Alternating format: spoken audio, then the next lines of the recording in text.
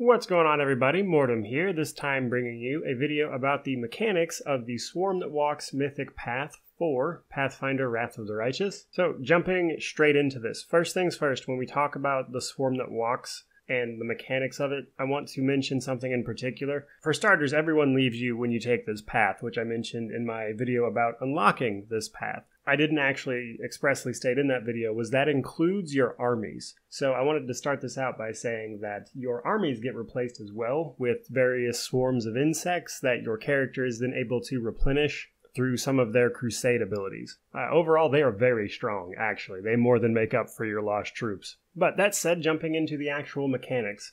Again, there is the abilities you start with, and then there's the abilities you get after you complete your quest once you actually choose the Mythic Path at rank 8. So once you choose the path at rank 8, you'll then be granted a quest, and completing that quest leads to the full transformation of your character, which then unlocks more abilities. So at the base, for starters, we're able to change our portrait, if we so choose, into the new Swarm That Walks that we are. What we actually start out with is we become the host of the Great Swarm. Now this is an ability that grows with our mythic rank as we complete our quests here. So initially we are just the host of the Great Swarm.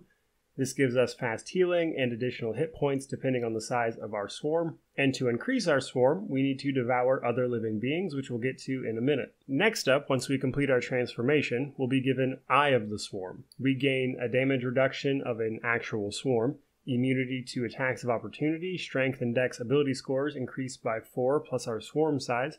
We gain immunity to most effects affecting a normal mortal body, such as poison, disease, paralysis, and stun. While our swarm form is active, all of our attacks deal an additional 4 plus our swarm size damage, and any opponent that attacks you in melee combat is dealt 4 plus our swarm size d6 of damage. And then at mythic rank 10, that increases further. Our intelligence, wisdom, and charisma ability scores are increased by 4 plus our swarm size, and our spell resistance is equal to 25 plus our swarm size.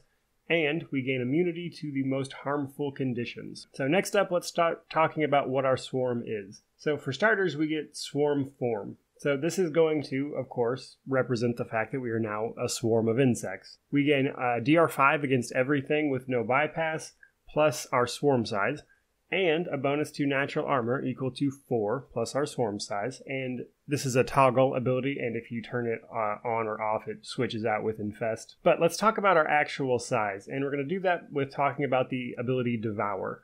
So we can send part of our swarm to devour a corpse and increase our size. The increase depends on the CR of the creature we actually devour. When the amount of eaten enemies hits a threshold, we gain permanently increased bonuses for our other abilities. Best I can tell after a little testing, this functions very similarly to the size category bonuses. So you eat so many things and you get a bonus that is kind of like a size category bonus. But basically, make your swarm eat stuff and you will get more bonuses, and attributes and damage will increase. Now we also get Swarm Feast. This is a toggle with swarm form again. Our swarm will fly out of our body, start attacking all enemies in a 50-foot radius. Every round, all enemies in the area are dealt 4 plus our swarm size d6 physical damage. If they die, they are immediately devoured. Any ranged or ranged touch attacks against us will have a 50% chance to miss. And then we have Swarm Infest. We send part of our swarm to infest an enemy. It makes a target blind and deals 8d8 physical damage each round. This damage increases by 2d8 for each point of our swarm size. If the target dies while under this effect, it is automatically devoured. When the ability ends by activating swarm form, we are healed for the amount of damage that we've dealt with this ability. Additionally, the target has to make a will saving throw, DC equal 15 plus double our mythic rank, or it panics and is affected by fear. And again, this is a toggle with swarm form. And then last but not least, we have Swarm Clone, which is the last ability we'll get at rank 10. This gives us the ability to make our own clones using our swarm. They have all the same abilities but separate inventories, and you can have one of these clones per 3 points of your swarm size.